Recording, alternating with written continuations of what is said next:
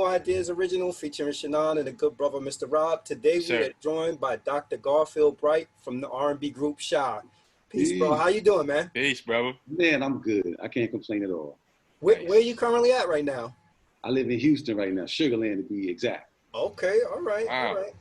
So how'd you make the transition from R&B star to educator? What was that like? Well, you know, like for me, that was always a part of me. And, you know, like usually like young kids growing up, especially the kids of baby boomer parents who were coming from the military and had a habit of mind to really matriculate and do a college thing because their GI Bill paid for college education. And so they thought that was the way to, I had a knack for the arts, and I also had a nice academic, you know, propensity in terms of like high, you know, classroom performance, academic performance. So instead of doing either or, I kind of adopted for my own soul's sake, the concept of both and. And so while I was at the height of Shai, we came from Howard University, so we always looked for places to represent that. And so we would always go to cities and, you know, team up with schools and have like forums and stuff before a show maybe, or, you know, and not even really sing, but just holler at the kids, get in big circles and have them just start dialogue. And I'll ask a question, get it started. They'll ask me, but I ask one of the other kids, like, you got something to say about that? And the next thing you know, it's this crossfire where they're talking. I remove myself from the circle and let them just, bah, bah, bah, bah, bah. And I'm like, yo, y'all are your own best resources. Like, when y'all are 5 and 6 years older, this type of dialogue is what y'all gonna need to be doing and have a foundation for, because you're gonna end up being a lawyer, you're gonna end up being a doctor, you're gonna end up being somebody who has connections over here and over there and this, that, and the third. And you're gonna know all the people that you need in terms of getting ahead. You're gonna already know them in your circle. You just didn't know that that's what they were gonna become. Mm-hmm. So all of that to say, like, whatever you have in you, you owe it to yourself to develop that. And so for me, yeah, I was at the height of Shai, double platinum, but my aspirations also included like getting at the top of my game intellectually. Like I always thirsted for knowledge. So I zipped both of those up inside of my own self and became both, you know, and I got a PhD, educational policy studies, and I was blessed enough to be a platinum recording artist, you know, so. Nice. What a combination. Yeah, super combination, man. And to know, you know, your thirst for knowledge, what was it like? I understand that you were part of the nation. What was it like being a part of the nation? That was a dope experience, man. Like, nice. For a young cat, like, okay, so I'm coming to Howard. I'm 17, first of all, when I get to Howard. I'm 17 years old because I learned how to read early, so my dad kind of lied about my age, got me started in school early. You know, that whole thing, you know what I mean? If it wasn't for that, I would have been playing D1 basketball because I was really 11. Wow. And my team was 22 in the nation at the time, high school, and I was like the 2 guard. But, you know, and I'd play AU and all that, but it was anyway. Right. All that. Right. So I'm getting to Howard, I'm 17. I'm just getting my feet wet in terms of just living by myself in the college environment. But I was always struck by the condition of the people. I always wanted more. My dad, when I was younger, like 6 and 7 years old, bought me these series of comic books called Golden Legacy. It was his sociologist brother, like African-American studies brother named Benjamin Quarles. And he had these comic books like Frederick Douglass, Harriet Tubman, Robert Smalls, the Pushkin brothers, Elijah McCoy, Garrett Morgan, like all of these different people. Mm-hmm. I was reading about in the comic book stretch. As soon as I finish reading that, I'll be reading my Superman comic book. And I thought all of those people were superheroes. I thought those dudes were too. Wow. But then I started seeing in my class, like Black History Month, you know, and they'll be mentioning some of the people in my stuff, you know, and I would already know extensively about everybody, you know, because I had the comic books. And so anyway, that just kind of sparked me and kind of like make me feel like I had this like obligation to kind of look out the way those people did for the Black legacy. My dad always instilled. And there were songs like, no matter what they take from me, they can't take away my dignity. All those kinds of songs. Right. My dad was pushing that, yo, they can't never take away your dignity. As a family who watched Roots, and I was looking at how Kunta was treated, and I was like, yo, I'm telling you, man, I ain't gonna be, you know, like all those little things, you know what I'm saying? Mm-hmm. Like, you know, you matriculating and growing up as a little shorty in your social life and in your personal life. So it's like this fire. So when I was 17, man, I was a senior. I'm about to graduate from high school in Boston, Massachusetts, and my boy, it was me and 2 other my friends. We pulled up at the gas station, and we saw these 3 girls, 3 of them, 3 of us. But lo and behold, after talking, one of them was Dick Gregory's daughter, whose birthday is my birthday. And so she and I just clicked on some just like real holistic, like you know, I was kind of a thinker in my young age, and she was the daughter of Dick Gregory. So of course, yeah. You know what I mean? Like, so she actually, on instinct and on her intuition, took us to her house in Plymouth, Massachusetts. Nobody comes to Dick Gregory's house. You know, Dick ain't letting nobody just come up in there. He wasn't there, but she felt like the onus to like bring me into that environment, let me see how they were raised. She was showing me like stuff that's now in Trader Joe's and Whole Foods, but Trader Joe's and Whole Foods wouldn't have been invented until another maybe 20 years from that point. 20, yeah, right. And he was already with that kind of stuff. She was trying to sell me the fact that you didn't have to eat all that nasty Burger King and look, sweeteners, you don't need sugar or beet juice. And she gave me this donut. It was an old-fashioned donut. It was in a plastic wrapping. And I was like, there is no way this is going to be good. I've been into that mug. It's the most delicious thing ever. So before I propelled and got into Howard, I had helped create the African American Studies group for my high school. Didn't have that, like one of those like after school kind of programs with the kids. We actually did our own thing, and we had programming. We invited speakers. The school gave us a room to do it in. So I was already on that track. And then Public Enemy was out, Takes the Nation to Million to Hold Us Back. Right. That's right. Flavor, on the cover with the jail, with the clock and the phone, you know what I'm saying? And you know, Elvis Presley, he wrote the most, you already know, like, you know, man. It was all impressionate on us, man. Yeah, man. All that was happening, you know what I'm saying? Rakim Allah was like, with knowledge itself. It's not Rakim Saul. It's 360 degrees I revolve. It stays in my head all the time. It's not an act. It's the proof of the deed to make the crowd keep moving. That's what we was calling into. So I'm already. Come on, brother. So I only applied to Howard University, despite having little college basketball scholarship, little offers here and there and all that. I only applied to Howard, who was not trying to give me any money, nothing. Well, my dad made the mistake. He worked for the National Education Association, and they had this big meeting during my spring break, my junior year in high school.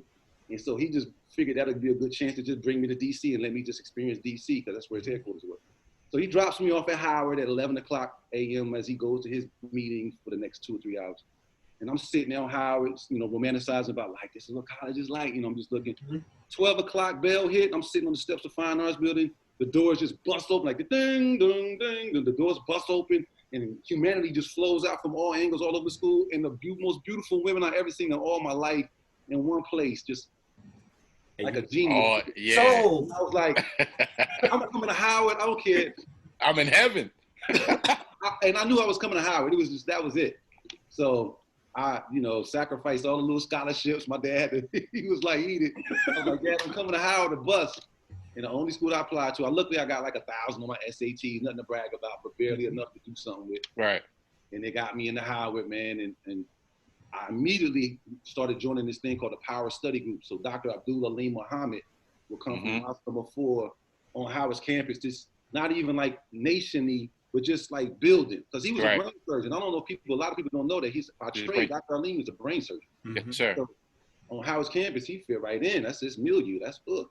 So he wanted to kind of show some of the brothers on college campuses that, look, man, I'm a brain surgeon, and I understood that it's time for the nation to kind of like grow some legs, and we need to commit to something in our community that's about entrepreneurship and self, you know, do for self and love self, all that kind of stuff. So I was attracted to that energy, being from where I just come from with Ayana, and you know, start my own African American Studies group at high school, and feeling like, you know, Public Enemy was right, and I had affinity to that. You know, the Black Medallions, the Kufis at the time, you know what I'm saying? All that was popping. That was in our culture. That was the culture. Yeah. So that just pushed me to this thing called Black Neoforce first. I would do the Power Study groups, but the first kind of place where I kind of like took my energy on campus was Ras Baraka, who is now the mayor of Newark, New Jersey. Yeah. Right. He was Ras Baraka, the head of Black Neoforce. Nia meaning purpose in Swahili, and force, freedom, organization for racial and cultural enlightenment. Force equals mass time acceleration. We wanted to be the force to accelerate the masses into a movement. That's kind of how we did our thing. And so I was there, and it was real like Black Panther-esque. But we were in the community really doing food drives, cleanups. We was doing paramilitary training on Saturday mornings, no excuses. And we took over we spearheaded the takeover of the A building. When Lee Atwater was coming on the board at Howard University, KKK member, under the leadership of Ras Baraka and April Silver, a sister, incredible sister. Like, you know, those two, you know, spirit like led the movement. Like maybe like 12 brothers beforehand, we would meet maybe 2 months out at the School of Architecture with the schematics for the A building's layout, studying how we were going to do it. we knew that we were going to leave the federal portion, which was the mail room, off limits to, let people actually come through there because the federal troops will have an excuse to come get us if we block that off. Right. We had it all figured. And by the time we took it over, man, it was so well done. It was like some precision stuff on some Marines type, stuff. And then they gassed us out of there, tear gassed us out of there, and Jesse Jackson kind of helped stop the tear gas, all that. But we got our demands met. But I was saying all that to say that was my stair step into the nation. And then from there, I just went full on out. Got my X processed. Really? Like my actual facts. Gabriel X? Garfield X, man. Garfield X. Yeah, I remember Garfield X. I ran for Howard University. I said Gabriel, pardon me, brother. Oh, it's all good. People at Starbucks always put Gabriel on my cup.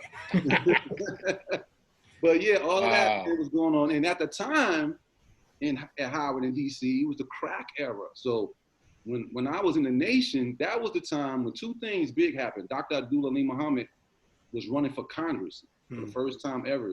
So where were the votes going to come from? Because this was a non-traditional move.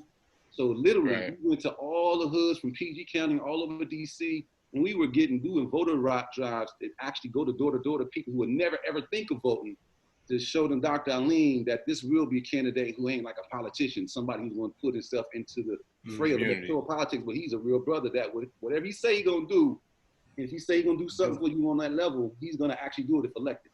Yeah. And they believed it, but we had to sign people up, man. It was grueling, 15, 16-hour days, whole summer. And then we went right from there to the Nation of Islam started getting security contracts because what we were doing was taking over housing projects and ridding them of stopping the drug dealers, because a lot of these Mayfair mansions, a lot of elderly living in these projects scared to death to you can come outside. Terrorized probably. Without no weapons, man. We was just setting up patrols 24/7 in these spots and kind of. I tell you, when the FOI show up, things change. Yeah, we got shot at and different things like that, but we held it down and we persevered. And after a minute, it showed and proved that, with the love move and the love concept, and they knew we weren't armed, so the conscience of a brother couldn't go but so far just to, a couple of them tried, but on the most part, it was heated exchanges often because we was messing up their money. But at the same time, they understood why we was doing it for grandma, you know what I mean? And a lot of grandmas, the crack houses was grandma's house because she couldn't really, defend herself against the young grandson who was doing that. It was he was running up in crack houses, man. Dudes trying to shoot the gun, wouldn't go. It was crazy. But we really were doing that. So we started, the nation was getting government contracts for a minute. And so I was one of the youngest site supervisors because, all cable buildings are federal. And so I was by Howard, there was a cable building on 13th Street, 14th Street. Anyway, they put me in charge of that because since I was a college student and dealing with the administrators at the cable building, they kind of wanted to know a collegiate type of face to interact. And I hold it down. I was bright enough and everything. But it was crazy because at the age of 19, I was in a leadership position as a manager of that site over grown men who were 40 and 50. And I had 12 employees that I was juggling their schedule. And nobody wanted to work this one shift, and I had to work the midnight to noon shift. That was against nature. And go to Howard, go to school. Wow. It was crazy, man. But I was a young, I got married young. It was just a crazy, I was doing a lot as a young shorty. So before Shai, man, I had grown up a lot real quick. There was a lot of stuff going on. Yeah. Let me ask you, because your master's is in African American Studies, right? Yeah. So, that's because of Howard's influence. So I'm just wondering, everything that we have going on in the world right now, and race relations is something that's a hot topic for everybody. I often hear people say, for the police force, they'll say things like, well, we need to hire more minorities, which to me is a simplistic fix if we have a corrupt system, and I liken it sometimes to, you look at the New England Patriots, right? Bill Belichick could drop anybody in that system and they'll flourish because the system is designed to help people excel. What's your opinion on race relations, and how do we begin, I guess, to move forward? Race relations suck, and they suck because we do everything in society based on binaries with the misinterpretation of opposite as versus as opposed to complementary. So that, and capitalism, which is, and I'm not talking about just America, because even in the communist countries, the global game is global capitalism. So we're talking about supply and demand, period, which has a built-in race component, period. And, you know, because my theoretical framework was critical race theory coming from critical legal studies, which says that race is woven into society, end of discussion. There is no, I wonder if, and no, I'm starting from the premise that racism exists and it's ubiquitous. Of course. So from there, dealing with that, race and class can't be separated. There's racialized class, like, you know, so all of those things. But the binary, the way we deal with each other as humans, we constructed race to navigate a faux reality based on a matrix that we kind of invented also as a construct, and conceptualized humans through the race piece. The only thing was that through postmodernism, with the European establishing themselves as European and moving westward and deciding to, you know, to enrich the countries and go through different places and encounter different colors, they have this concept called true possession, where the white conceptual whiteness felt like possession was not true unless they established it. So when they would go to America and find quote unquote Native Americans doing Native Americanness, that was not truly something that was supposed to stick, proprietarily speaking, to the white concept, because it was rough, it was raw, it wasn't something, you know, in their mind it was barbaric as opposed to cultural. Yeah. And so they, because of that, felt like those people forfeited their right to possess that identity that they created. Let me give you one that suits me better, that I think you would look better on. And that concept, whiteness starts to function as property, and those who possess that property are protected from its ravages, its collateral damage. You know what I mean? So you start getting whiteness as property, and then the binaries created because the rugged individualism and the competition aspect of capital, the marketplace, dialectical materialism. So even if I'm cool with you in the classroom, let's put it in the local way. If I'm cool with you in the classroom, Joe and Rosie are both my people, my friends, my ride or die.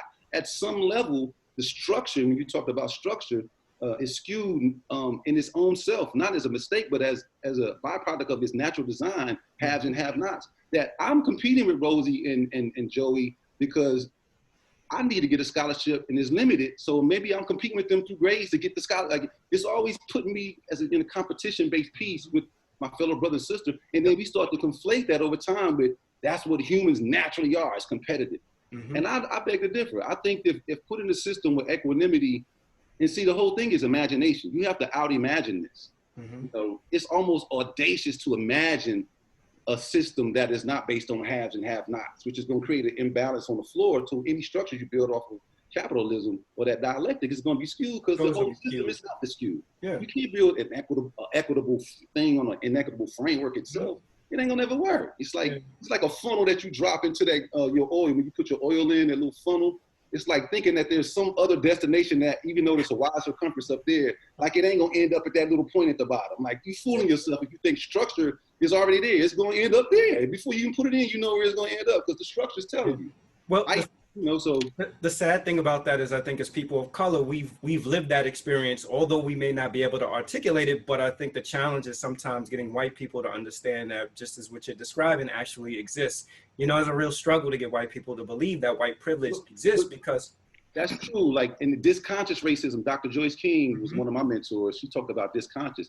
And so racism, if you've been in that position of benefiting from it, that's just been your normal. You haven't even really checked what the hell's going on. You can't even fathom that. And it might not even be some kind of egregious or thing that you're doing in a pejorative way. You just, the way you've lived, you just never, you know, you might just be so self-centered just in your flow, not even knowing it, that you just beating up all kind of people, not realizing it. Like blindly, you don't even know what's going on. It's because it's insidious, though. It's, you know, it's insidious, and it's just like you said, it's just all that people know. I don't know what we do, you know, to help people understand that white privilege exists, and that this paradigm, you know, this world that is people of color that we live in, that this is a reality, you know, because what happens is, I think sometimes people get roped into comparing oppression. So you'll have people that they want to disassociate themselves away from being an oppressor, and they'll say, well, my family was originally from Ireland, and, you know, when they came here, they weren't enslaved, or they had this issue or that issue, and then it just really becomes about comparing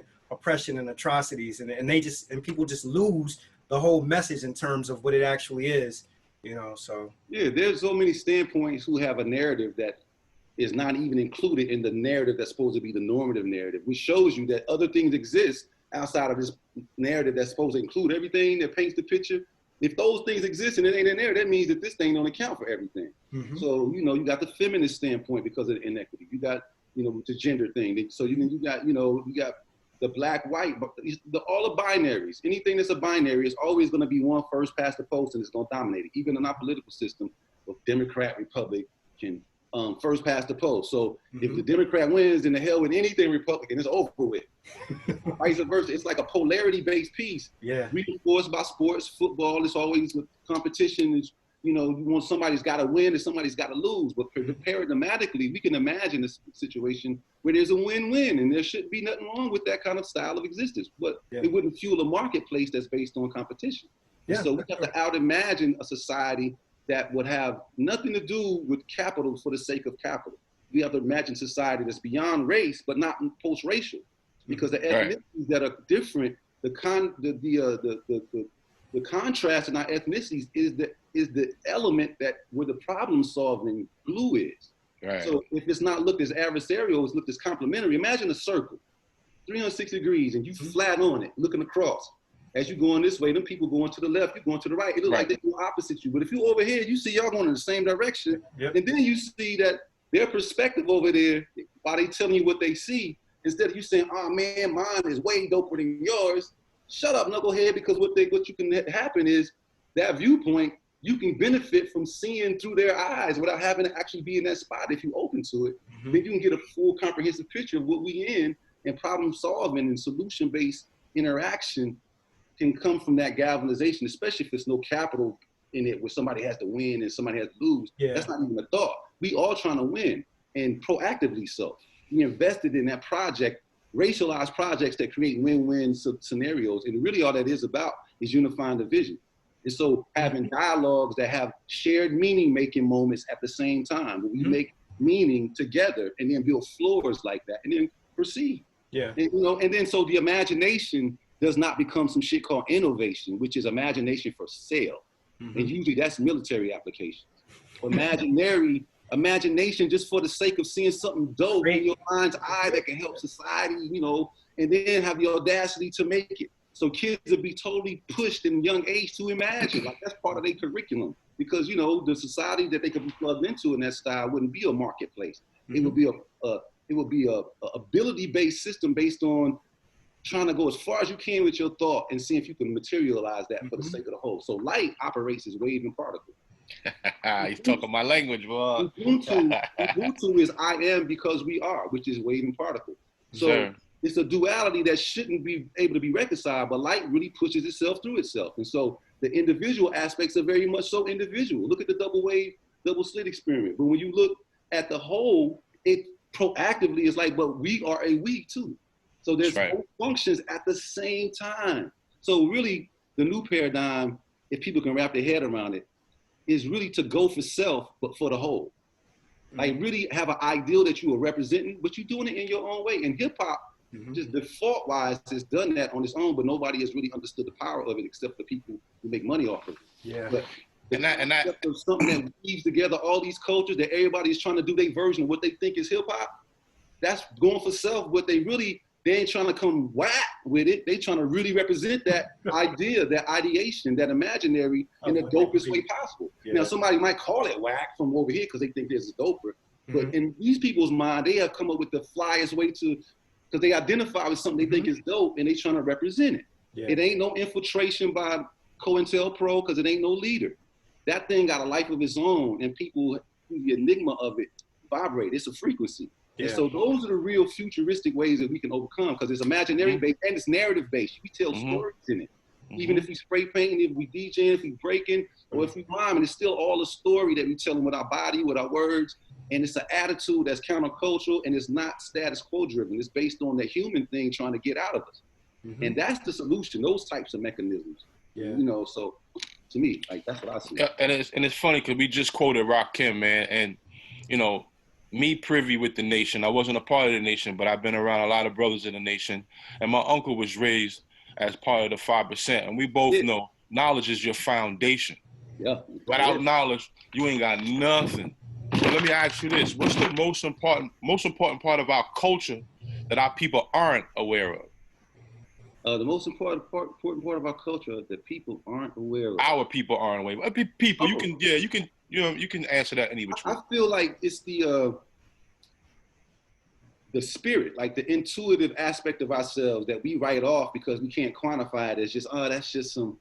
I don't know what it is the thing that got Harriet Tubman, like that's the thing, like that's that thing that that's all the essence stuff is inside of. And if we nurture that and believe in it and act on it as if it's a thing, that also is our source of authority through experience. Because in the academy, I got a PhD. I know the source of authority very rarely is acknowledgeable if you just taking your experience as a source of authority. You got to have an idea that 50 other scholars in the past have had that you can quote and use to validate your new idea into the system. Yeah, and if ain't nobody thought of some stuff you thought of based on your spirit, you can't express it because ain't nobody else thought of it for you to quote. And that's whack.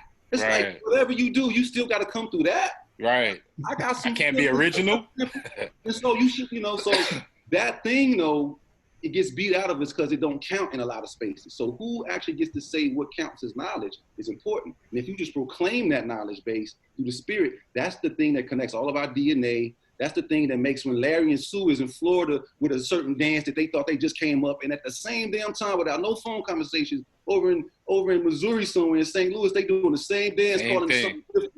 You know what I'm saying? Yo, y'all doing the such and such. How that go? Oh no, that's the such and such. And ain't nobody cross paths. That shit just we the antenna the same way that this. That's the I am, we are. Yeah, and that thing is the realest thing that was taught in schools in the 3rd and 4th grade that exists and to nurture that along the way. You don't think our spiritual bonds would be tighter? We might even have more propensity for ESP and all kind of stuff if we based it on that inner. I call it an inner technology. I look at it as technology. Because I think if we demystify it, always calling it spiritual, no, that's an inner technology activated through emotion and will. And if you activate it and direct it and point it, it definitely will. It works. Be the filter through which you experience reality. I've tried it, man. I do stuff like that all the time. And so those are the things that I think core content-wise that should actually be taught in schools. Like those kinds of things. Along with math and all the other things, but those sensibilities should be nurtured along the way. Yeah, there's with everything, again, with everything that's going on, and we have the Black Lives Matter movement trying to push things forward. And I was watching the news today and I think one of the anchors was saying she feels like there's being some movement. I think certainly there's a level of awareness that's definitely coming out of this. And you see like the different organizations, different corporations and everybody trying to acknowledge now Black Lives Matter. It's weird. It's weird. It is. It's very weird to me. I'm wondering, another popular topic that comes up as a result of this is reparations. People start talking about reparations. Right. And I'm a firm believer that in terms of reparations, given a check, let's say is an arbitrary number, giving somebody $10,000, giving somebody $10,000 or giving me $10,000 is not helpful in the form of reparation, because $10,000 is not going to close the income disparity or the wealth disparity gap that we have in this country. What's your opinion on in terms of reparations? What do you think would be suitable reparations? Like when you deal in logic and rational thought, those things make sense. But just like in a relationship with affairs of the heart, logic don't make no sense in that realm. Like, like that, okay, we can think that through and say, yeah, that 2 plus 2 doesn't, that stuff don't even apply to those kinds of.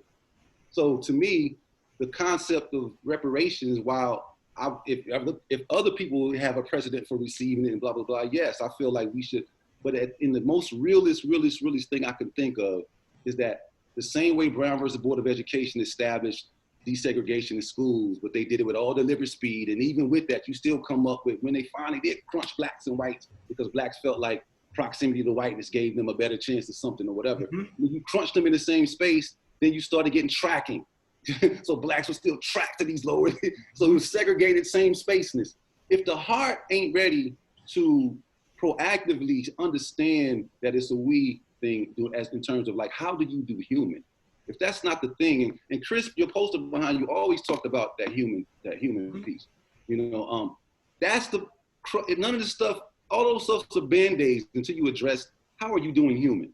Mm-hmm. What does that look like? Yeah. And what would a school system look like that really was predicated on doing human instead of doing capital and making a product for the marketplace? These people, like if it was making a human for a human, like school is an economy of scale, a microcosm of the actual whole economy. It creates the products that are going to interface. And it's right now in the process of creating real smart obeyers and uncritical, smart, ability-wise obeyers. Mm-hmm. And that type of thing is a product that's being made. It's not a character education that's nurturing the human to be able to like come out and self-actualize and then plug that into some thing that they resonate with, and then create structures of love because they really love and what they are able to do. And that's a different kind of society. And you know, so we talking about anger and stuff compared to like the heart having to change. And for those things, those realities to happen, the heart has to be different on both sides of the coin.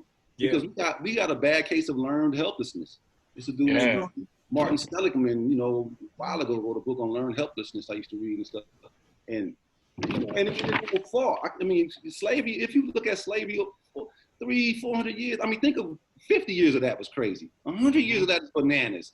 200 years is ridiculous. 3 years crazy. Then you keep going to another century of it? Like, we all crazy right now. We don't know it. A lot of us gonna deal with life better, but to even normalize this normal is off-center because this normal is so crazy off of what human resonance actually is that we gotta be crazy just to call this normal and swim in it to just survive. So we have to remember that we crazy right now in terms of being able to be ambidextrous enough to deal with it. That's crazy. That's crazy just hearing that. Yeah, but the reality is there's a part of us that never got touched that we got, and that's that intuitive part to go back to the original. That intuitive string, that continuity piece that connects to diaspora, no matter what, you can feel that tremor. You know, that's the part that we have to actually embolden and emboss. So we can kind of like start building structures based on it. And the imaginary, everything is ideas. Mm-hmm. That's what's being sold in the marketplace. It's not things. It's concepts of how people relate that went out like the #1 hit on a billboard in terms of social ideas. It's the same thing. They blow up and hit the charts running and people coagulate and buy into them. There's a critical mass enough to buy into them and the media serves them to you on a smorgasbord, and they got the ability to reach everybody's ear at the same exact time, creating a full element of common sense. And the highest level of common sense, you know, is what you're seeing. It's like when it's beyond reproach because everybody got it at the same time. It's like this force-fed common sense. It's not organic. If I had the media under lock, I could put my ideas out and everybody in their homes can get my idea at the same time. My sense would be common sense. And watch out for that one, brother. They call it algorithms on social media. Yeah, they feedback loop, man. But it's always been feedback loops that have been tricking us into consuming ourselves at our own expense, you know, a version of ourselves at our own expense. And so, because the end game of this whole thing, let's face it, is capitalism is set up such that you subdue nature, and then you make it for sale so somebody can own it, and somebody can consume it. And at a certain point, that consumption muscle, that market, that profit motive will have you, because humans become human resources, so it dehumanizes them. The consumption will make you consume yourself out of existence at a certain point in the system. Right. You weren't recognizing that you ate yourself up. Right, you're just eating yourself up. Yeah. But you were so built on consuming and making that supply and demand, and all these algorithms, and they didn't account for that singularity, that black hole that's going to happen from that. Because it's not based on anything but thingness.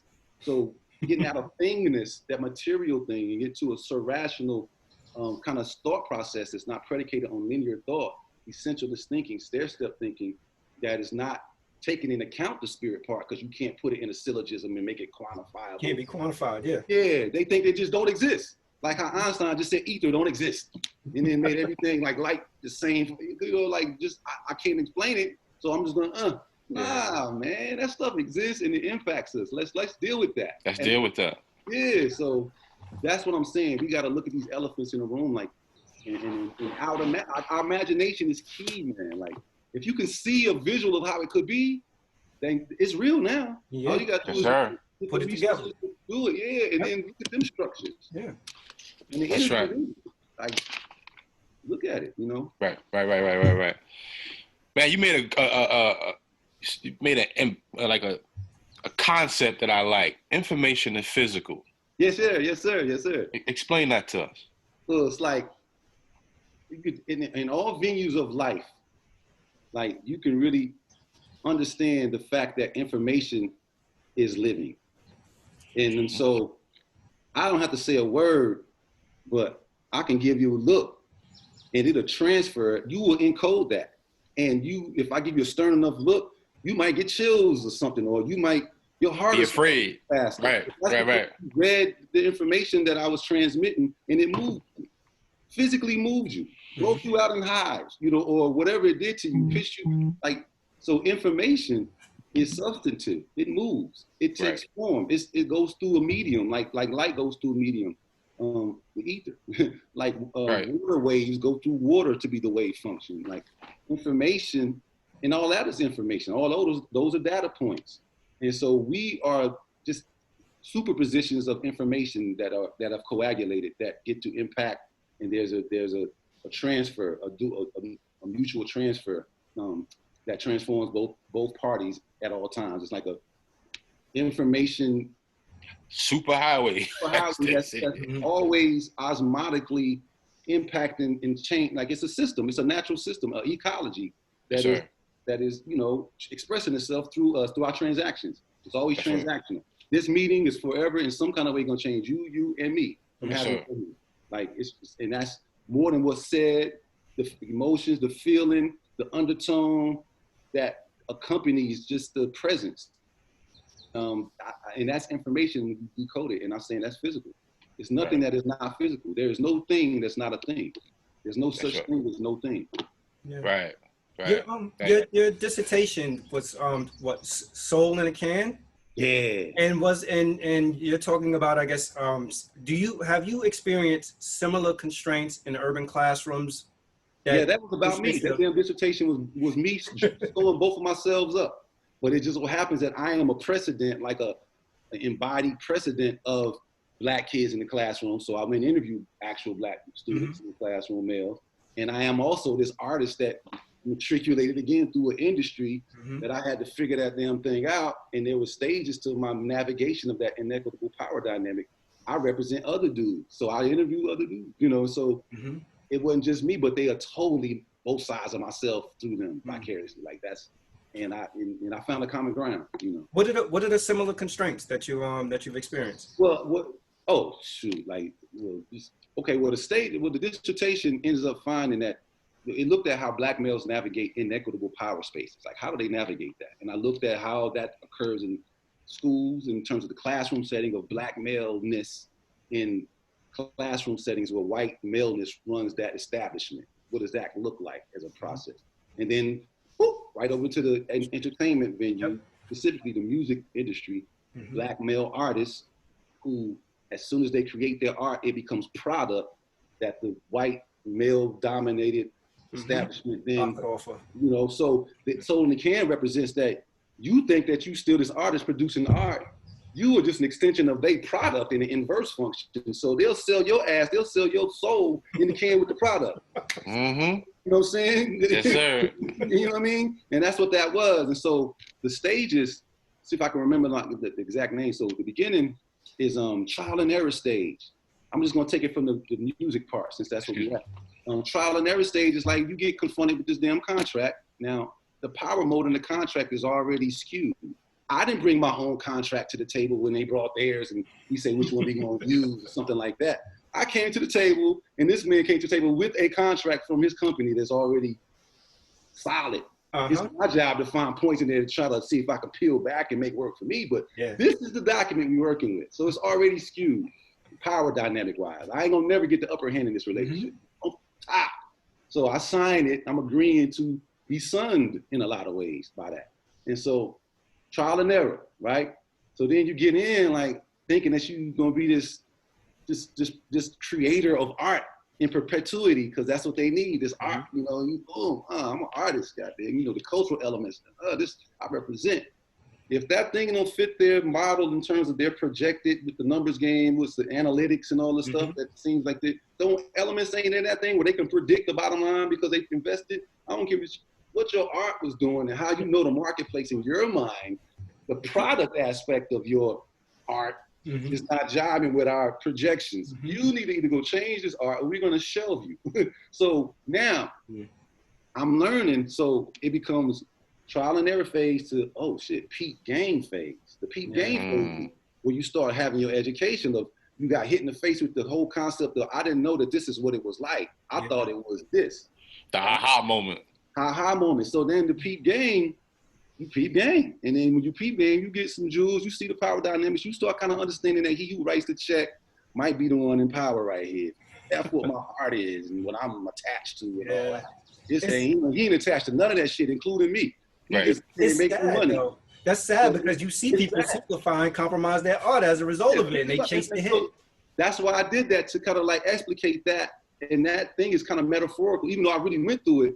It's metaphorical and outside. And so let me get to the rest of the stages, because there's a place. Okay, so peep game, trial and error turns into peep game, and you get patted the bell on them. You get a new attitude. I got a new attitude. So from the game that you peeped, now you kind of retooling and modifying some of your approaches, because you might have thought that you had a little leverage because it was based on your ability to create art. But really, the leverage is more diminished than you thought. But can you find a way to preserve your soul and not give up too much of your you-ness, and still be able to still quasi be an artist, knowing that it's going to be product driven in this marketplace, and try to find some kind of like, Vesica Pisces, like that little sweet spot into the overlapping, circles, that little sweet. Can you find that and get it together to where you ain't giving up too much? You sleep at night and look at yourself in the mirror knowing you ain't sell out. But you got to make some concessions to stay in this thing because you ain't in control like you thought.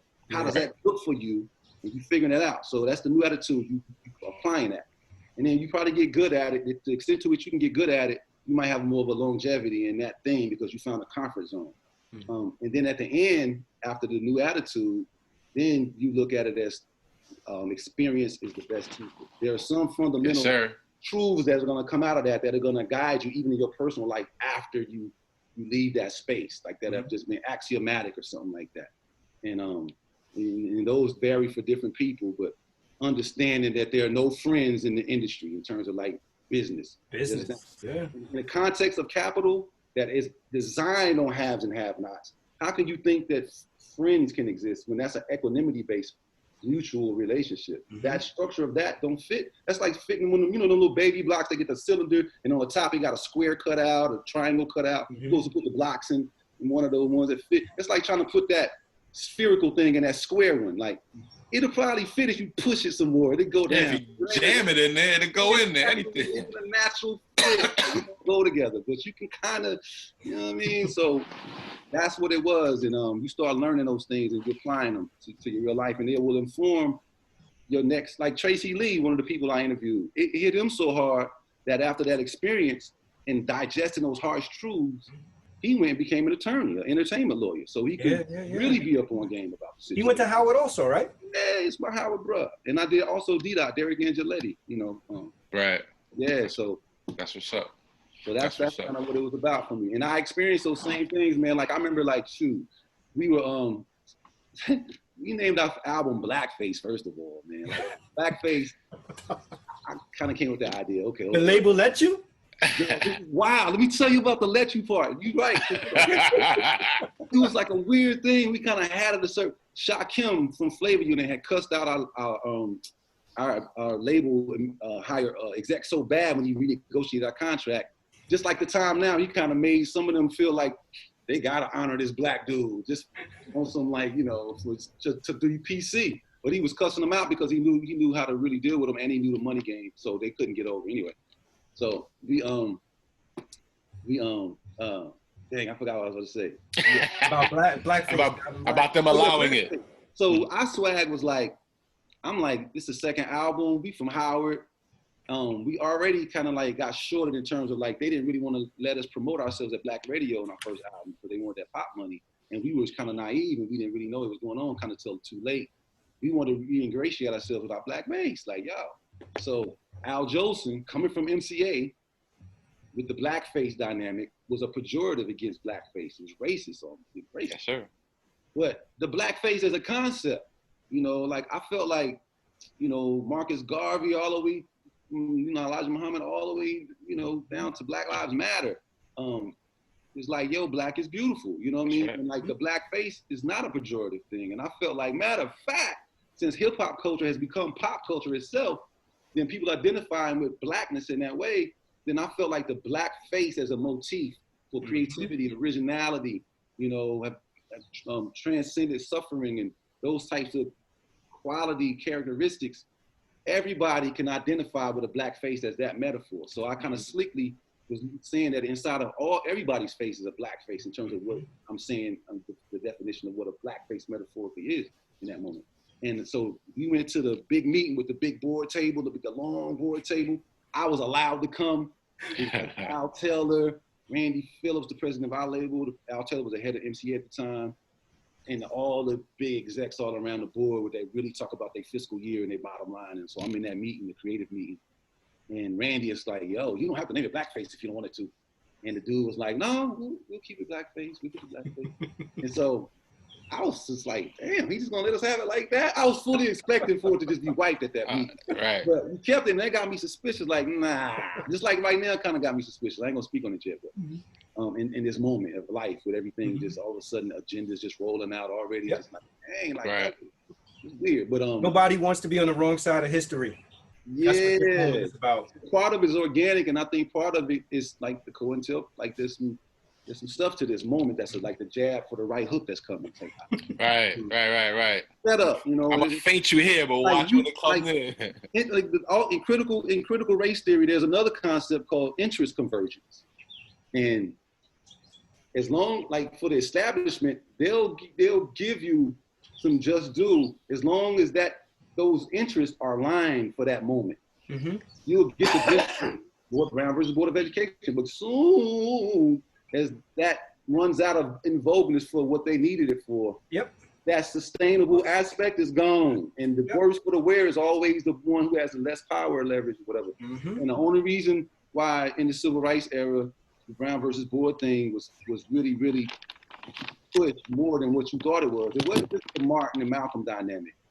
It was also this cat that was outside the country that spoke about 18 languages, that was all world. The most close you can come to a black superhero on this earth was this dude named Paul Robeson. And because he could sing, and he was stopping wars, singing certain spirituals, and he could sit there and speak the languages of all these different countries that he was going to, he was given an audience with their leadership. And because he could speak their language, that made him even more interesting to them. And because he was intellectual, the first PhD come out of Princeton, I think maybe even in the United States, Princeton was, you know, outside of Harvard, one of the earliest. Anyway, he was everything on football. He led it on football. He was all world, the guy. It was crazy. So he was able to talk to them. And so America, unbeknownst to us at the time, was on the cusp with the idea of getting ready to develop a global capitalist system that would strongly depend on how the world saw their democraticness being played out. Of course. And so they can't sell democracy that they was with the free trade agreements and all the stuff that they would later be going to do. Yeah. That was the setup for that. We didn't know nothing about that stuff yet because we weren't living it yet, but they had to get that. And so the outside world looking in on them like a fishbowl at that point when they was treating blacks like doo-doo wasn't going to bode well for their plans and their convincibility and their initial buy-in, you know, before they started. So that really was the dynamic that got Brown versus Board as a gesture to even be like considered and passed with Thurgood Marshall and all of that nice narrative. It wasn't as organic as we thought it was in terms of just a byproduct of a civil rights piece. That was partially it, but there was really that and what he intercepted as their plans going forward. And he got blackballed out of history. Don't nobody even know who Paul Robeson is and stuff like that. He got that red line with the communists and all that scared. Right. So he was a real hero of equal weight as Malcolm and Martin. Like, if not more because of what he was able to do on the outside. Like, mush people's face and make them look at America like, look, I'm a black man, and you see how I'm so intelligent. I speak 1,000 languages. You see what I am. You should feel I'm the black man that's playing Othello when they lynching black people, and I'm kissing Desdemona. Like, you see how they see me. You understand the power within me, and I understand it. And I'm human enough to say, look, man. You know, and so Paul Robeson was a big piece of that. So, like, today there's other contextual factors and stuff outside of it that is, like, pushing this. And I feel like there are organic parts of it, but there are definitely inorganic parts of it too. Of course, there's external motivations, and other people have vested interests for a reason. And you see it, like, you're looking at the fabric of it. You know, there's some different tangential like pieces that are the undercurrents that will over time express themselves as being off. Like, you ever been behind a car and y'all about to make a left-hand turn, it's a red light, and there's one car ahead of you, and y'all both got your left blinker on, and it'd be like off a little bit, it'd be off, and all of a sudden. And then it catches the same. You're like, damn. Yo, you's a visual dude, man. You don't miss a beat, yo. Yeah. Yo, and what I like, what I love about you, now that I'm meeting you and doing some research on you, you're a man of concepts. You put things together, you kind of survey what's going on, and you come up with a concept. And two concepts that I like is, can you speak to was it Elikis? Am I pronouncing that right? Alan Kuz. And your neoliberal urbanism. Ooh, man, that's everything. That's everything right there. Yeah, so, well, speak on the first one. Alan Kuz is a philosophical term. The Socratic method. Socrates, questioning. He engaged with people who are, he called them sophists. Like sophists are like people who talk all that stuff, but they really don't have a real bottom line. It's like they create that straw man and all, but it sounds good. Right. And so because of that element, he would always question them on like, what is knowledge? How do you really know what you know? Like epistemology, like how do you know what you know? Mm-hmm. Like how do you know a chair is a chair? And then people, when they get down to it, they really can't actually say that they know that. They can't really give you a reason that is actually knowable. Right. They can say that they feel it is, or they think it is, or they. So anyway, he would break them down to a point where people would understand that the more I really know, when I grow in wisdom, that's when I actually come to a point that I know for sure. The only thing I know is that I don't know shit. Mm-hmm. Like, and that's the point where Alan Kuz has taken you. That's the conclusion that now you can build as a real philosopher based on rigor. You can come to some triangulated pieces that are more true in terms of like if there's such an idea than the frivolous stuff. It's untrue, but it's based on rigor where you can kind of like deconstruct that and stuff like that. So Alan Kuz is the realization through that Socratic method that you don't know, that you know enough to know that you don't know nothing. And then you can see from there with a real rigorous quest for thirst, for knowledge, And I feel like that place so Socrates was a critic. It was like it was an intellectual beatdown, but it was not through at you-ness. It was through questions that made you consider this and consider that. Like when you go get your contact lenses, that lady flip that thing, she'd be like this one, and then she go sideways and be like that one. Right. You got to pick which one. Like it's like that, and then you whittle it till you see clearer, basically. That's right. And then so that's, I think, for any kind of critical dialogue right now between blacks, whites, black, Mexican, it gotta be a point where we critique each other in the spirit of trying to find that point collectively where we figure that, damn, all of our assumptions ain't worth a damn that we have on both sides. And we need to learn from one another. Now let's make meaning together. Yeah, let's build up instead of siloed meanings that we're trying to push on each other, let's break that down, and now let's come through dialogue, critical, hard dialogue, with agreeing to proactively engage that. Let's come up with some truths that we agree upon that can be a forward to some forward movement. It's that simple. And that's Alan Kuz to me, practically served. And then the other thing is neoliberal urbanism. The neoliberal agenda is quite simply the whitening out of black space or the privatization of public space. So the commons is no longer an item. Everything is owned. And when everything is owned, it's private interest. And those private interests, it goes from stuff like elections on a government level, it goes to governance, where, city council are appointed, because you elect the mayor, but he appoints the people. You don't get to vote for these people. He appoints. So you got private-public partnerships and stuff like that start to proliferate with money and like New Orleans, the Hurricane Katrina militaristic weather thing that they did to get Katrina popping off. So then, it can decimate a city militaristically, basically, psychologically mess them up, make them just disperse all over the place. And you can come in for cheap and redesign the city looking like you now. And building houses that they used to have apartments in that they can't even come back and live in. And even if they could, they can't afford that. So now your ideation has now become physical based on you having the ability to do a thing where it look like God did it. And then you can kind of recreate a whole oasis in your image and stuff like that, and own it, and then regulate it government-wise, where it's governance instead of government, where it's not elected. It's more like politically chosen. Kind of like the device that happens in electoral politics where all these people are voting for the president and then the electoral college can determines who the president is. It's like federalism still existing on the low, even though we're supposed to have the federalist piece. It's supposed to, it's like that kind of thing. So that's what neoliberal urbanism is. And right now what we see as gentrification is all over. So that thing happening.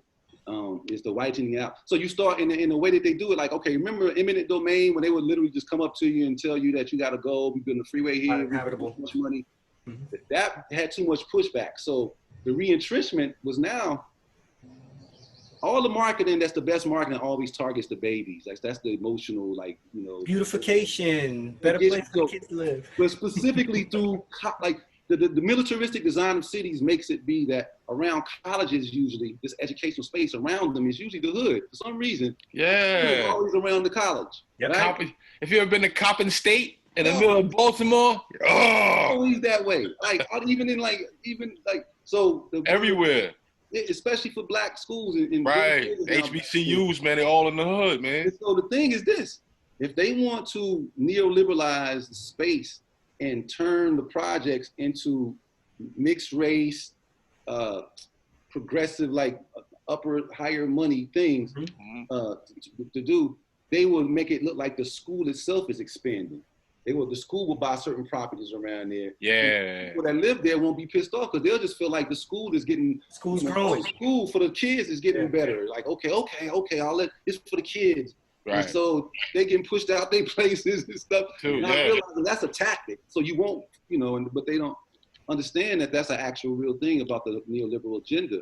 And but it's just really the concept that, like, anytime you've heard of urban renewal or regeneration projects, or that's code. Just like how urban is code for black, those things are code for let's move blackness out of this space and replace it with whiteness. That's neoliberal urbanism. And we see it through the gentrification. Through the gentrification. And if I wasn't a PhD guy, it would be looked at as a conspiracy theory thing.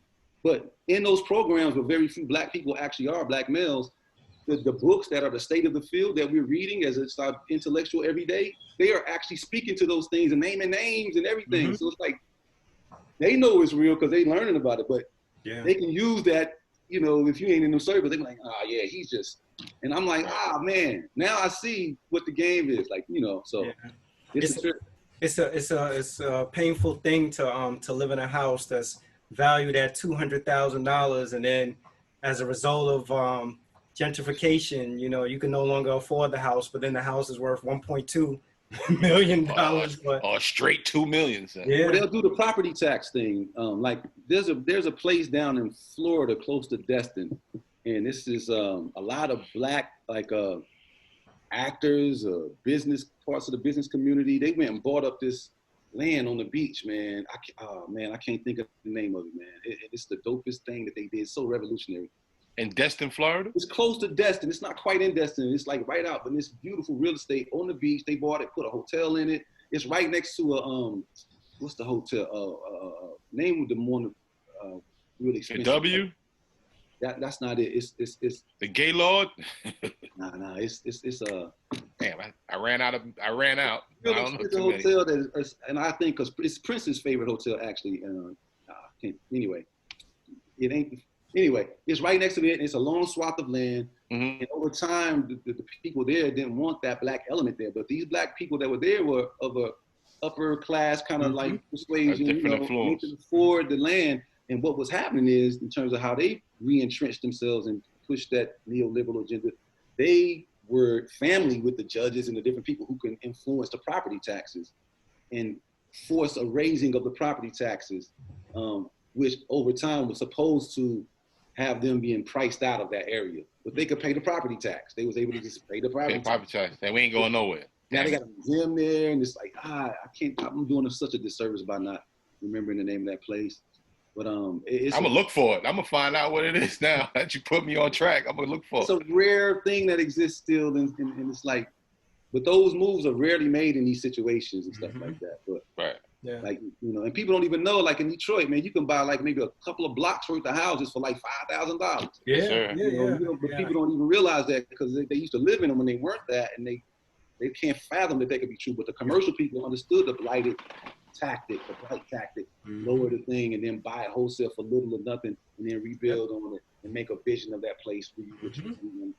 That's been going on ever since the I watched them do that in the Lower East Side of Baltimore. They call it Harbor East. You look at Harbor East now, the whole man, and the people that live there now have no idea of like what that like they walking dogs at midnight, you know, like exactly. Let me ask you this. Just to switch gears to ask you some music related questions. So in terms of the group Shai, I was looking, you guys wrote and produced predominantly, it seems like, all your music? Yeah, we did. We hired kids, and you know, we just kind of like organically had writing ability. I mean, you know, it was just a trip. There were a few songs that certain, like Carl and Mark brought a few songs to the table that were all like done by them, period, by themselves. But mostly when you would see a person singing in any song, they wrote the part that they're singing, like an MC, like, you know, on the track. Like we wrote our own parts and stuff. Like somebody might write a hook, and then we'll feel like this track is, you know, we'll pick the voices that should be like represented as lead voices, and then put it in order. And then that person would listen to that hook and write their own verse to that, and we'll come back together and then record. Like, and that's how, like, During the Storm, a lot of our songs was done like that. Yeah. I'm wondering, like, just because we spoke about it earlier, we was talking about like just. Well, we get royalties from it, and that sustains us to this day. That's the best. Nice. Yeah, because I was gonna say, like, you know, just you were talking about earlier, like the music industry. So for you having, you know, you guys putting all your blood, sweat, and tears into it, and then coming to the table, and then having to compromise art that you specifically really put together, that's very different than people who have outside writers, outside producers, because they've already, you know, it's already like, all right, somebody came to me with this idea, and then I performed it. But this was you guys' baby. Doing us, so what was that like? It was just always a stressful thing, knowing that you had to get some kind of final approval. Like, you always hate that. So even down to our artwork, okay, so it was blackface, but guess what the image we wanted to put on that mug for blackface was?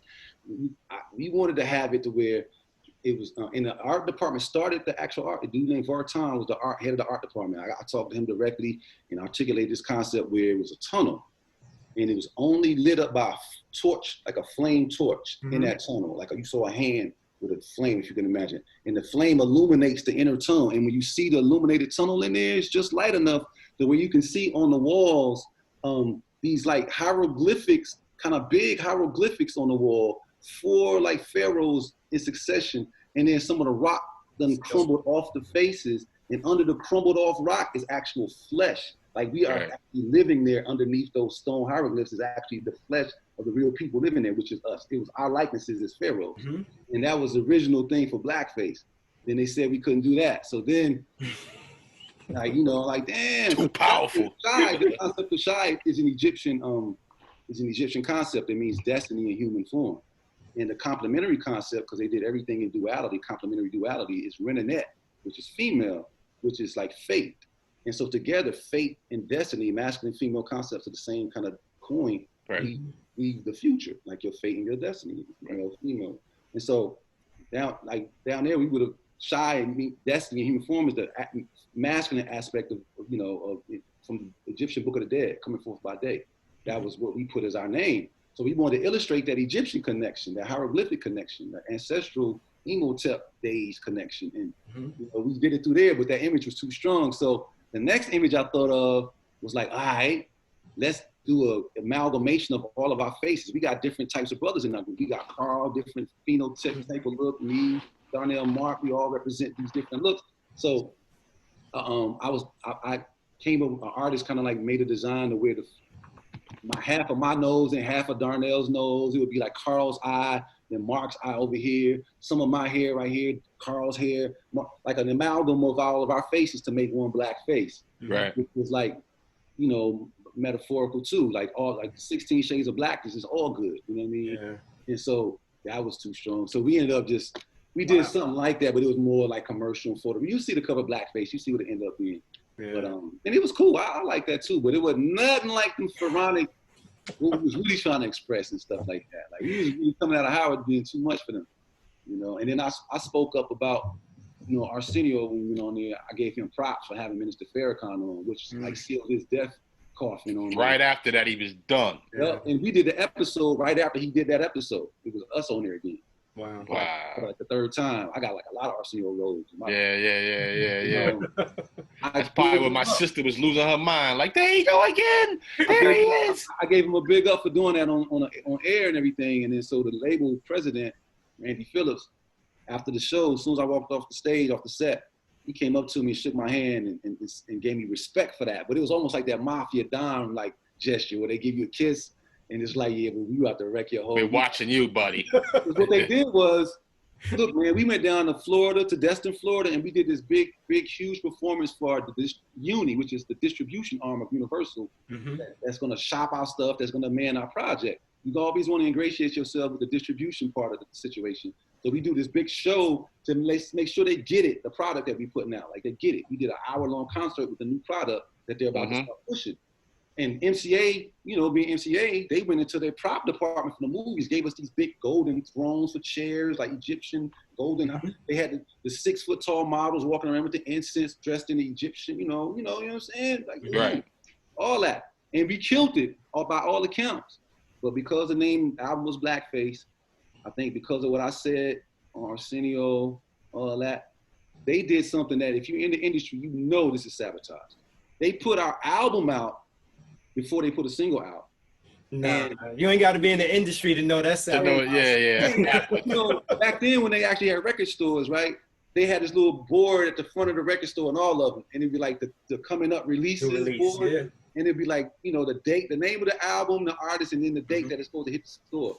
Like TLC was coming out when we came out. It was a lot of groups that was getting ready to put their stuff out. They was all up there. Shai wasn't nowhere up there. So what was happening is the first maybe 3 weeks of the album being out, nobody knew it was out because it was no single. And in the stores returned all that stuff back to the label. Wow. And we still went gold, even with all that happening, which meant that would have went platinum out the gate. But it went gold on the first push of it and stuff like that. So it was a sabotage movement. They was trying to just write us off. You know what I mean? Wow. Is that what encouraged hieroglyphics? Yep. Because we wanted to really, after that point, we was like, man, we gonna go full out with what we are, like, you know. So, and I'm just wired that way because I studied Dr. Asa Hilliard, Tony Browder. I came in through it from that side, like the hieroglyph. But Darnell, Mark, and Carl, they were Alpha Phi Alpha fraternity members who were steeped in the Egyptology aspect of the whole game in terms of how they pledge, you know, their perspective. The pledgees are Sphinxmen, for crying out loud, you know, the Sphinx. Right. So they're steeped in that too. So we had common interest that way. And Mark named the group Shai based on the fact that he had already named one of his special staff, and because he pledged to do named Darius, named them Shai. And I don't know who that is. Amazon. But yeah, so that's how it went down with Shai and everything. But we wanted to proclaim that more. We wanted to foreground that more. We was even hoping that marketing wise, we can get to a point where we can just drop the SHAI and just present the hieroglyphs that meant Shai. Stuff, and everybody would just know what that was. Know what that mean, right? Yeah, that's right. That'd have been hot for real. I was looking on YouTube. I mean, the you guys had the smash hit song.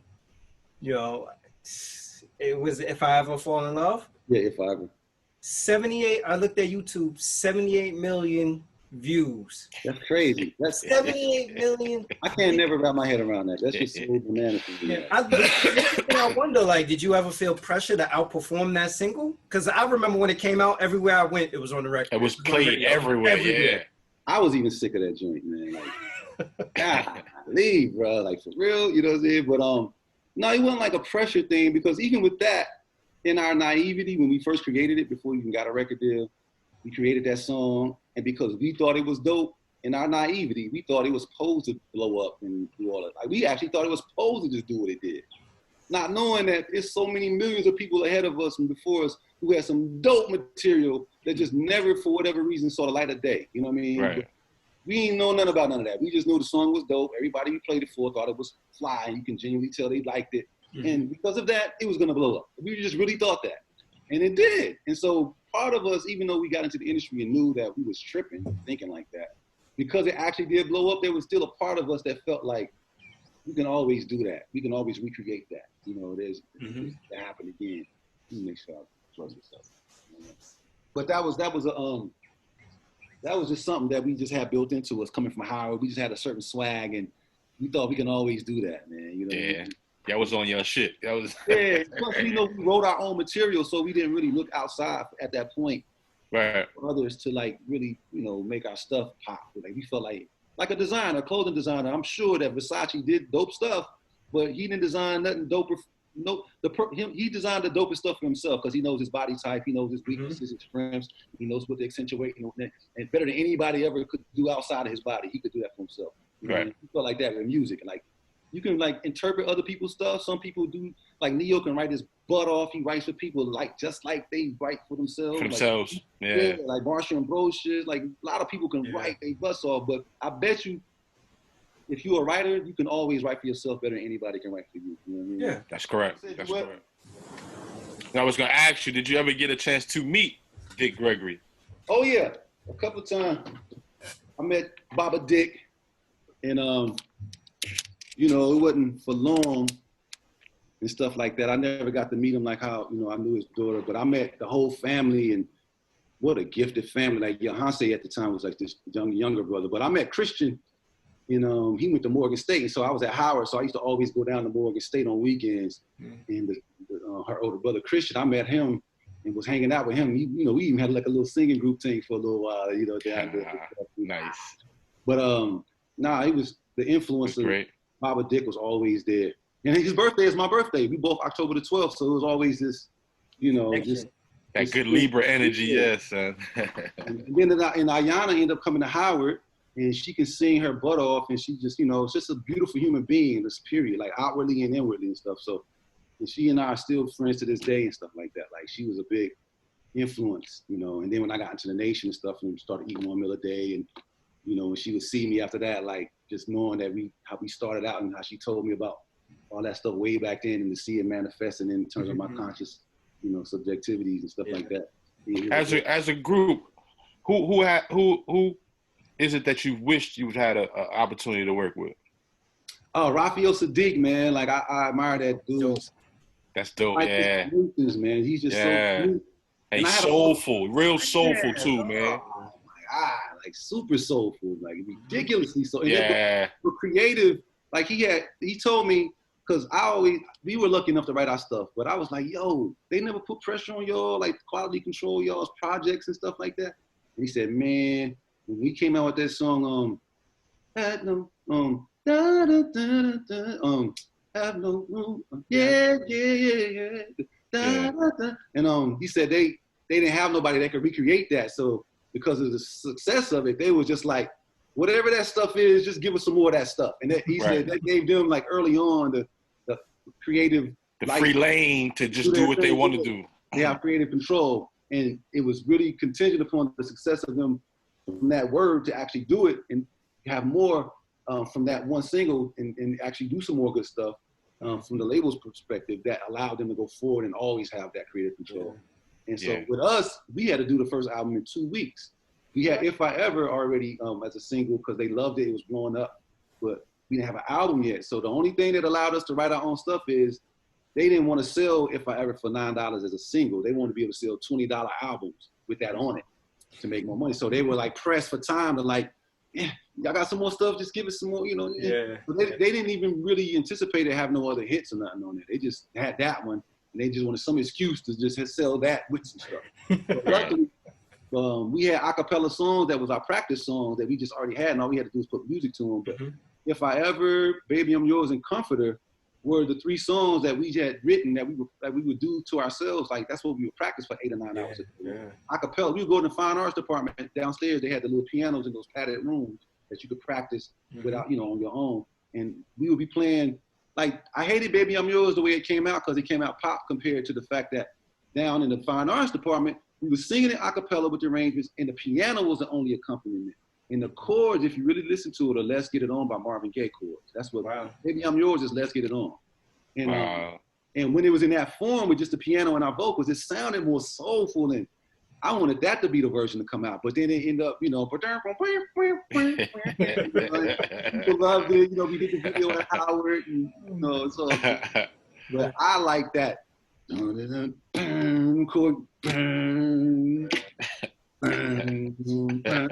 You know what I'm saying? And then right. A vibe to it. It was a vibe, man. It was just totally gone when it came out. But you know, it was one of the top. We had 3 top 10 singles, yeah, and you know, so still dope. Nobody else heard that version, so nobody could judge it like I was. So I just sat my happy butt down and performed it. You know what I'm saying? The song, The Place, Where You Belong. How did that end up on the Beverly Hills Cop 3 soundtrack?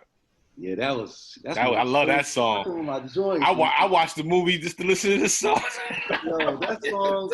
I'm gonna tell you how that song came about and everything too. Like this is big ups to Carl. And remember Trey Lorenz? I don't know if y'all remember Trey Lorenz. Yeah. Trey Lorenz, yeah, I know you sound, yeah. He co-wrote that song with Carl, and that's one of the songs that Carl penned. That's one of the rare times that we had an outside person co-write with us. On our first album, we had a song, Waiting for the Day or something like that, with Gina Gomez, who actually wrote the song Downtown for SWV.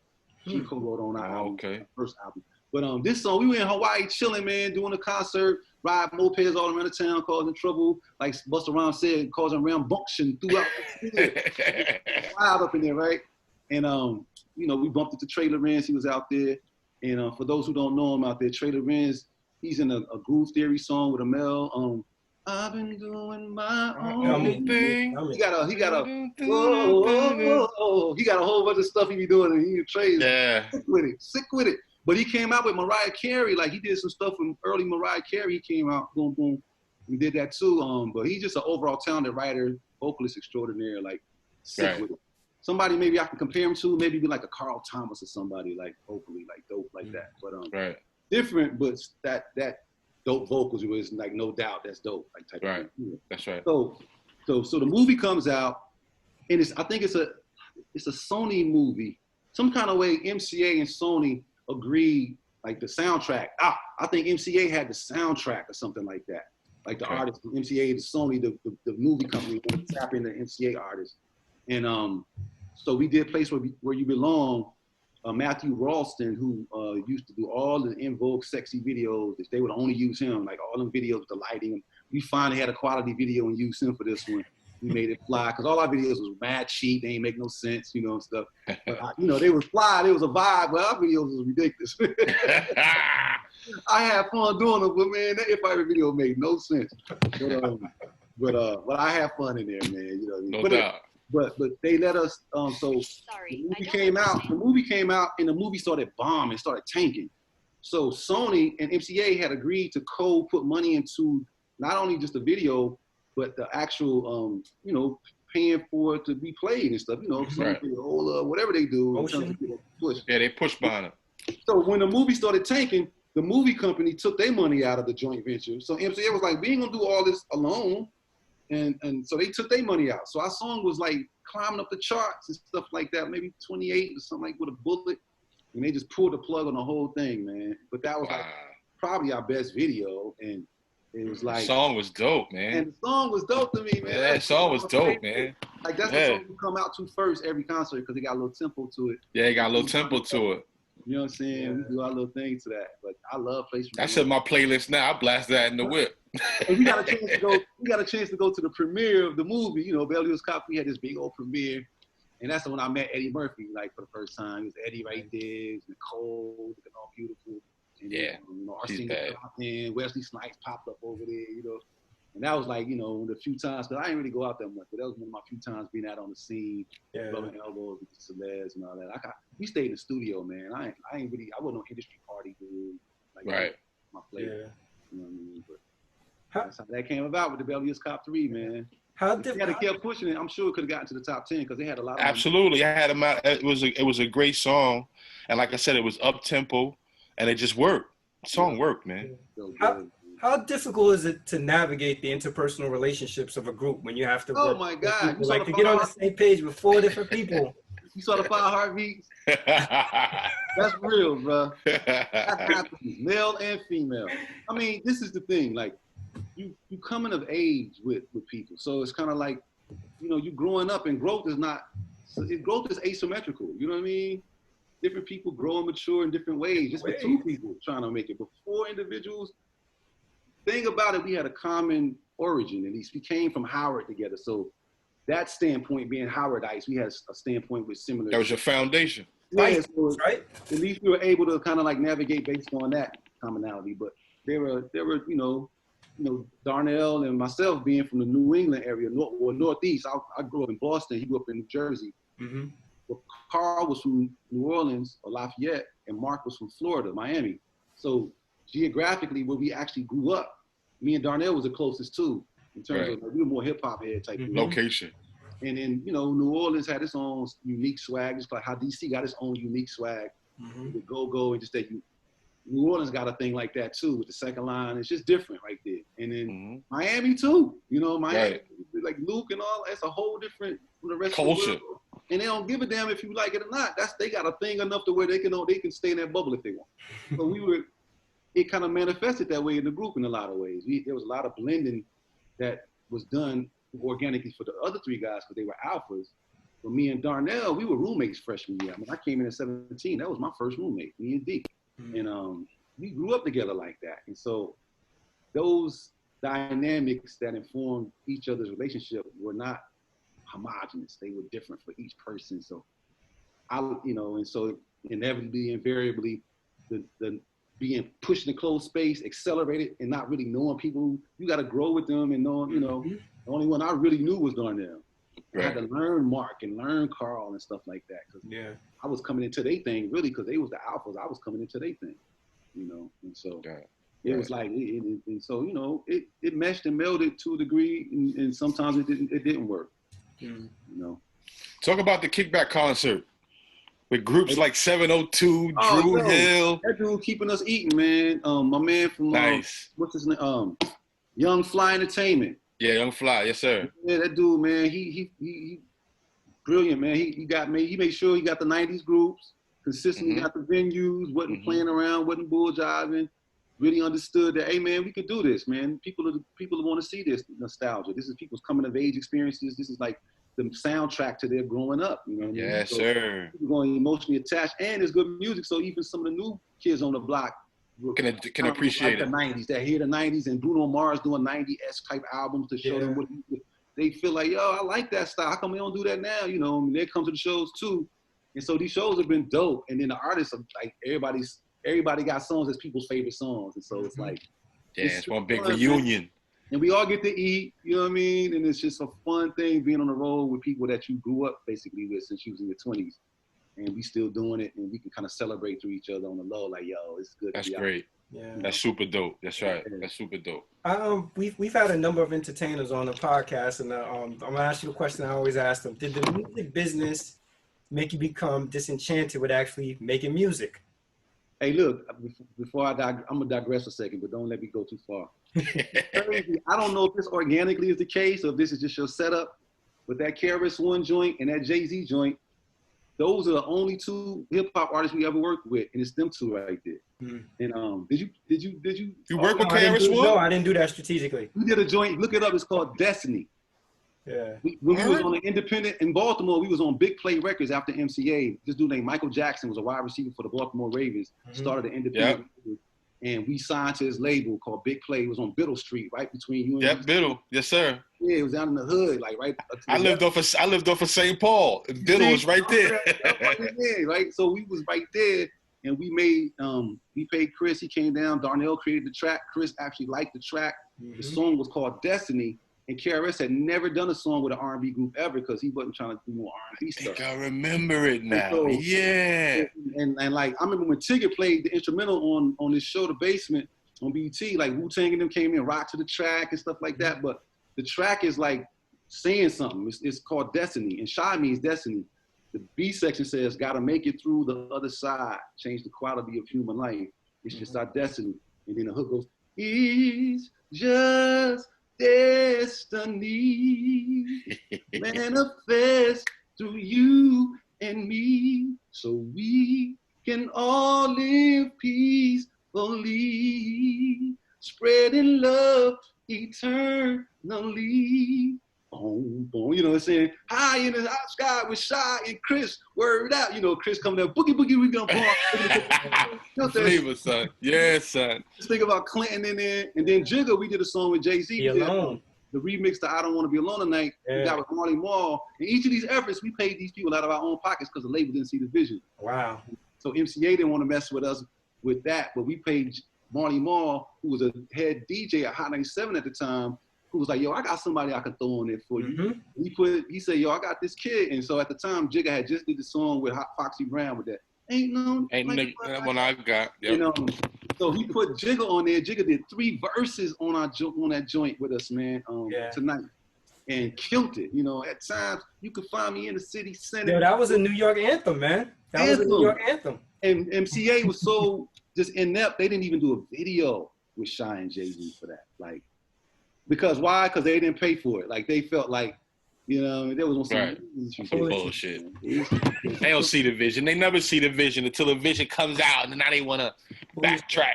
But that's what I mean about becoming disenchanted, because you create this wonderful piece of art, and then here it is. You can't get the label to get behind it. Yeah. So we didn't feel disenchanted for making music though, because that's something we would have done for free in our heart. Like music is some stuff that's just in us, man, and you know, that's just something that, like I said, we still the artists creating art. It just so happens that when you in a situation bounded by contract, now you become an artist that's creating product. So the only difference is you get enchanted with the product creation situation, but you're gonna always create art. I got songs now that I've been creating, waiting to drop something. I got a song, I got an album. I'm only gonna do one album ever in my life, the solo, you know, under the auspices of Shai, not away, but just because Kane asked me to do it, and Darnell was like, man, do an album. And so I was like, all right. And it's gonna be called the Garfield Bright Experience, because it's gonna be so eclectic. It's got so many different things that concepts and commentaries. Music, it's really off. Can't wait. You know, you're gonna hate some of it, love some of it, but it's gonna be enough in there to be like the stuff you love. It'll be enough to entrench yourself in. Hold you in. Yeah. So I got some crazy stuff, but you know, it'll never stop, man. People made out of this, man. I love music and melody and too much to just. I'm too creative. I'm too good with words and concepts. That's right, man. I get it out of my soul. Like it can't just sit. So that's what's up, man. Even if nobody ever hear it, I'm cutting music.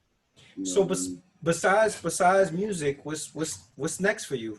Oh man, too much. I don't know what the hell I think I'm doing. I'm like, I ain't that ambidextrous, right? And I suck at. I always say I suck at multitasking, but here I go doing all these things. So right now on deck. Okay, when I got my PhD in 2018, I took a year off to just get, you know, that stuff. Like, mind you, I got the award for the best dissertation coming from my cohort. I got acknowledged by the department, and then I had a 4.03 grade point average for that period for my dissertation, my doctoral degree. So I really bust my ass. I really was committed. And that kind of dedication, you lose friends, family don't understand. It's a crazy kind of commitment because you got to go to conferences, you got to devour huge swatches of material and articles and books. Yep. Like your life is just crazy. And coming from a music entertainment kind of like area into that, the people who know you from the artist side of you don't quite know the stuff it takes to be a PhD. So they remember you in that mode of thatness. And you saying you ain't making no phone calls in 2-3 weeks and stuff like they thinking that you just like, you know, they don't really know. Like, so you lose it. So sacrifice is happening, boom, boom, boom. So I took a year off just to get myself just back centered, man. It was frazzled. I didn't realize until I kind of stopped that I was kind of like, oh, I need to chill, just take time. My sleep schedule, I was waking up every morning at 3. I felt like I had PTSD or something like that. Like on some you did. You said we all crazy. Yeah, we all got PTSD. I mean, genetically. Right, genetically. So I just kind of chilled. But in that time period, I wrote a book that I had been keeping in my head for like 10 years called Lotus 3013. Lotus 3013. And the premise of it is in the year 3013, hip hop is worldwide truly believed to be a white cultural product invented by white people. Wow. And they use it as a technology for like civilization building, like the X factor found within the hip hop vibrational structures powers the geodetic grid of the earth, like the ley lines. They got a way for it to power the ley lines to create a vibe of hip hopness that transfers onto the architectural structures and you know, so the rich can be more attracted to the magnetic properties of hip hop through these formalized structures that they transferred it over to. Anyway, the power behind it is the prisoners that are in there that are black that they hook cathodes up to their brain, stealing the hip hop essence from and their vocal frequency that powers it. Anyway, it's a thing that it's like hip hop meets Lord of the Rings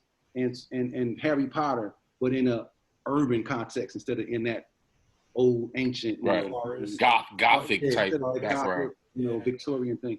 It's in an urban setting. So I finished it. I just did the audio book. I just like recorded it. Nice. I have my son, my twin sons, who are producers in their own right, Grammy nominated as producers for Post Malone and different people like that. Tyreek and Garfield.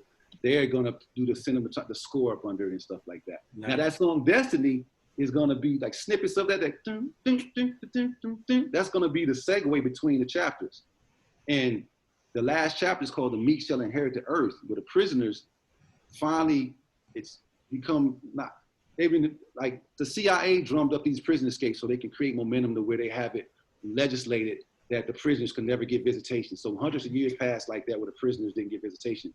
They created something called a penal class. But instead of them becoming more savage, because they weren't touching the outside world, they actually became more civilized.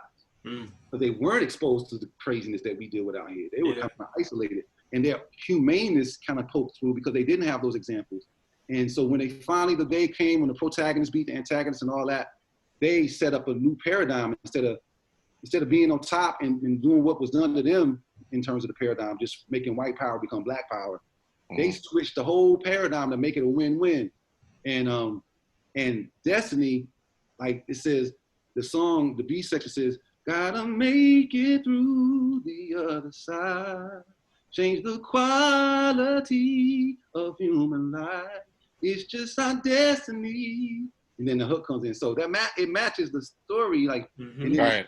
It parallels and right. It says things ain't what we thought they'd be, or what we thought we see.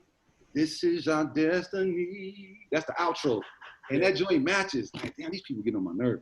That won't be 3013. That may be sooner than 3013. I know, right? It might be 10 years from now. Yeah. Wow.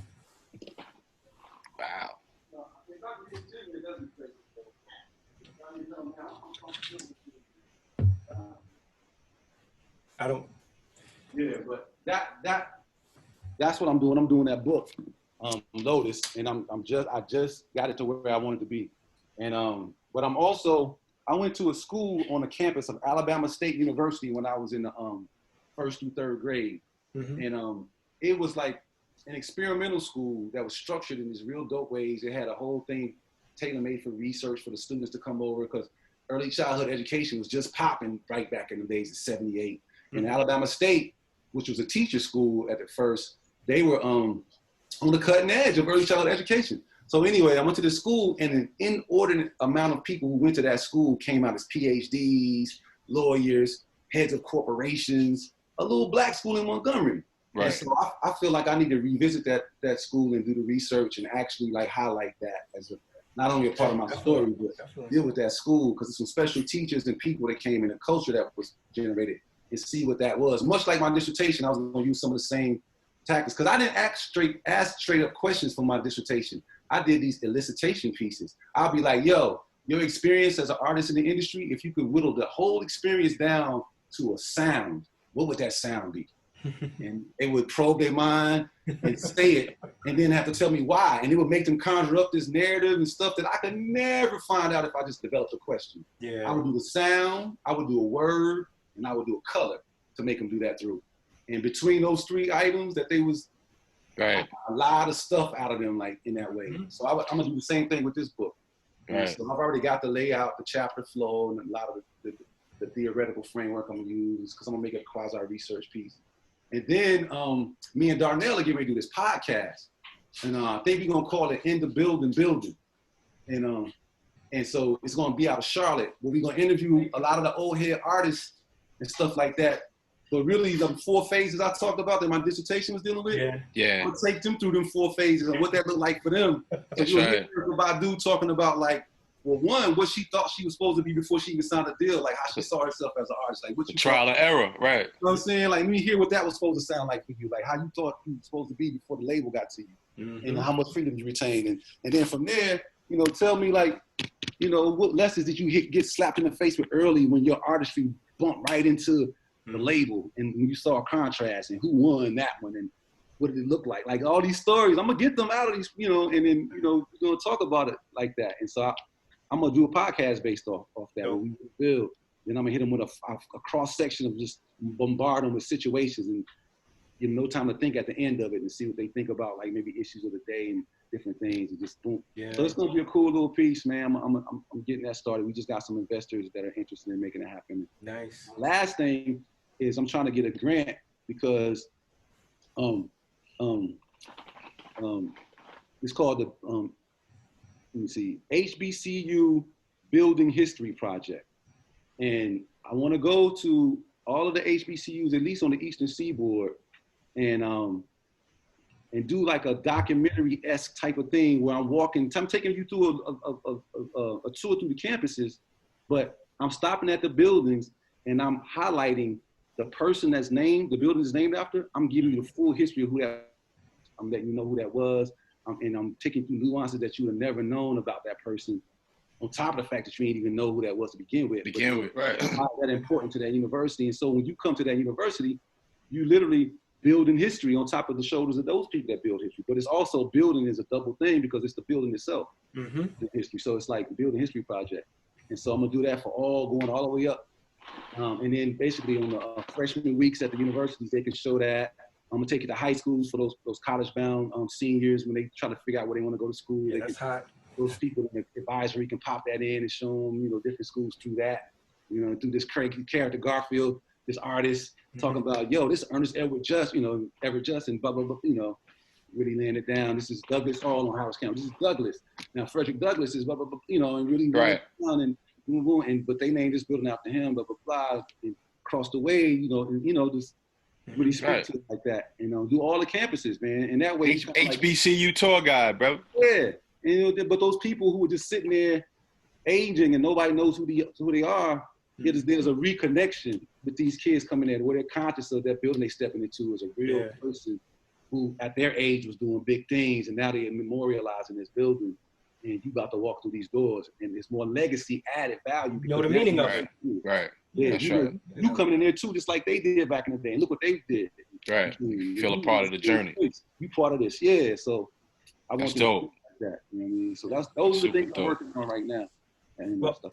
I have one last question. I don't know if Rob, did you have any other questions, Rob? I can sit talk to him. He's an air-like man. This is the God body, man. I can sit and talk to him all day, man. That's right, bro. You already know, man. I just wanted to ask you, lastly, just like what you were saying, the question I always ask at the end too is like, what was the lesson learned from being in the music industry? Like, if there's one thing you could take away from it that now, based on having been through it, that now you're like, if I would have known that in retrospect, I would have done this differently. Yeah, well, it's a slave mentality that you end up coming out of, because when you get in there, you are actually not really going to the root of what is actually happening when you sign a deal. Like, you are agreeing to place your creativity and your value as a artist that's attached to your value as an intellectual, attached to your value as a human.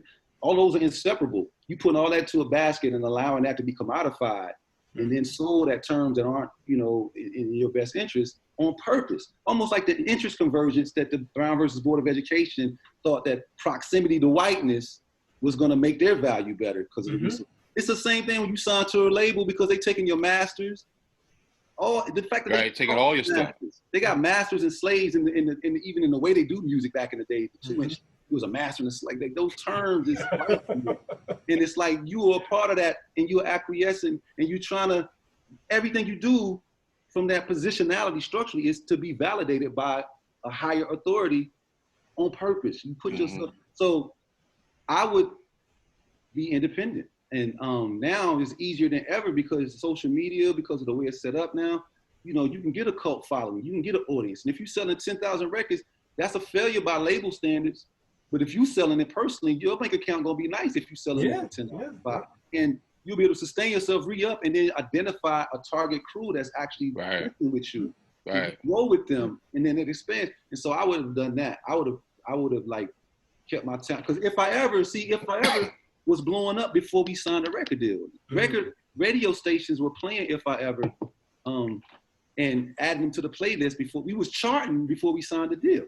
Wow. So we thought we had to have a label to push it and stuff. But it already had organic juice in something called P1s, which were the radio stations were tiered. It was P1s, P2s, and P3s. The P1s were the big trend stations. The new like WPGC was a P1. It had sister stations, and then the P2s copied their playlists. So as soon as you were added to that P1, you were getting radio rotation in all these radio stations simultaneously because of that. And we were charting and being played. But we didn't realize what that really could have been if we could have, like manipulated it a little bit more and stuff like that. So 2 things is it always comes down to the music. You gotta, I don't care what it is, the music gotta be dope. People gotta feel what you're doing. I don't care how crafty you are in navigating. If the music is whack, it don't matter. The music gotta be dope. And then, then you gotta be strategically, visually trying to always control your art in terms of how you commodify it. So you control that, and you can go to sleep at night knowing that it was in your hand the way you did that, as opposed to you just subject to some, like they could have told us, like they did our first video, man. I bought my own clothes to the video shoot because I felt like they would put me in some ridiculous. They had these dudes, man, these photographer dudes taking pictures, and it was this rack with clothes on it, and I was looking at that rack like, nah. Like, nah. So, man, I went through the rack and I just tried my best. If you look at the video, I tried my best because I knew how it is in the future. You're gonna look back on the past like, what was I thinking? So in the moment, I was like, yo, I'm gonna try to pick the most basic, simple thing that over time won't look like it's such a time trendy piece. And so but the thing was the colors they had for us. Like I had these green pants on, man. It was silk. My stuff showing all over the place. Yeah. They turned you on the sex symbols. And I didn't even I had a broke hand in that video still, man. Like they took my cast off because they didn't want me to have a cast in the video. My hand, if you look at it like that, mom, and I do like that. If you look at my right hand, you see a big puffy, like a bear claw puffy thing right there and stuff. But yeah, I would say, I took away the fact that if you can control your situation as an artist, do that at all costs. Yeah. And especially now when you can actually go. We can actually do it, right? You can really go to the marketplace now on your own, directly from you to it. Boom, no A&R, none of that. If you hot, they gonna like, you gonna get grabbed, you gonna get love. Yeah, it's like that. Time is like that now and stuff. Yeah. And so go that route. Don't feel like you got to use somebody else to validate what you were doing. Because you don't even have to do that. Great point. Great point right there. That's the part though, like the commodifying piece of it. So they commodify it, but then they give you pennies on the dollar. Oh. What they've commodified and they've made millions of dollars off of. That was one thing we were kind of lucky about. In that part, we had a better than average rookie deal, I call it. Like our new artist deal, our rookie deal. It wasn't like Dak Prescott, like how he was just like, it was like we had some kind of cachet. We had a little better than what we were supposed to be getting as rookies. And then when we renegotiated, we used Shai from Flavor Unit because we were signing Latifah management for our second album. And Shai came in there and lit them a new asshole, boy. He put the fear of God in them dudes, man, because he knew what he was talking about. They couldn't use terminology that was over his head, but he was street. So he was coming at them like Big Red from the Five Heartbeats, boy. It was like, they couldn't do nothing but just sit back and just give them, acknowledge, right? Yeah, we got us a real good deal, man. Better than what we was probably supposed to get for our second album based on the fact of how If I Ever Did and stuff like that. Yeah, nice. So we did get, and the fact that we wrote our own music, like we get the splits that we get now from our royalties from those meetings is with the splits that we get. That's good to hear. So that we owe him probably more than what we paid him, based on that, how he did that, man. Yeah, that's good. I still can eat during these crazy times without no shows, the royalties. And now they done, like Universal Music Publishing, they done did the royalties where they give them to you quarterly now. It ain't like 2 times a year like it used to be. You waiting, like Raekwon said, waiting on these royalties. It's like waiting on babies. Like, it ain't like waiting on babies no more, man. You know what I'm saying? It's like 4 times a year, and you can get an advance off your own royalty each quarter. Wow. So you can pay yourself based on what's accrued. They got this little window, like a dashboard, and it show you in real time. Like you wake up tomorrow morning and click and look, and there'll be a different money amount in there. That's nice. The accrue. Yeah, you get to see the accrue in real time. Like, oh shoot, I got an extra rack in there now. Like, yeah, I'm good, son. You know what I'm saying? So, you know, that's so what's you up. can work it and stuff, but that's only possible because we wrote our own material, man. So I would advise people, you know, collabing is dope, do that. But make sure you also balance it out with definitely Your own stuff. If you can do that, if you have that ability, or, you know, even if you believe in yourself, man, because ability is like, what's that? Like, if you can, the key is losing nothing in translation between the expression and the raw feeling and what comes out on the pen. And it ain't got to be sophisticated. You just got to, the feeling of that just got to match what you was feeling in there. Yeah. If it ain't no fat on that, if it's one-to-one enough, people probably gonna feel that. Mm-hmm. Like, I didn't like Bone Thugs and Harmony when they first came out with all that. I was like, but I could see that they was really feeling what they was doing. It was doing, yes, sir. And they believed in it so much that I was like, I didn't question whether or not it was dope to people. I knew that people probably loved that. It was just a taste thing from the hip hop that I was, you know, from the Rakim Laws and the boom bap. Yeah, it wasn't boom bap. That wasn't that for me, but, you know, okay, sing songy. You know, I heard a group called Freestyle Fellowship that was doing stuff like that before them. Like, that was dope to me too. But after a while, though, even me, I jumped on the bandwagon because, you know, after a while, I started understanding some of the intricacies of what they were doing, and I was like, yeah, like, dope. This is dope. Put that mic. Let me put that in there. When I first heard it, I was like, but it grew on me, and then I realized, like, oh, nah. Yeah. That's dope. Okay. Yeah, I think I'm in the same boat. It probably took me about a year, but then after a year went by, I was like, wait a minute, like, yeah, there's something actually there. When they came out with the first of the month and stuff, man, it was like, it's the first of the month. I was ahead back then because Crucial Conflict had their hand in the middle of yeah. All that stuff was, you know, I don't know. Those sounds are great, man. Yeah. Those sounds are so great. Well, thank you for agreeing to do this. I appreciate it. You know, thank you for gracing us. Talk with us.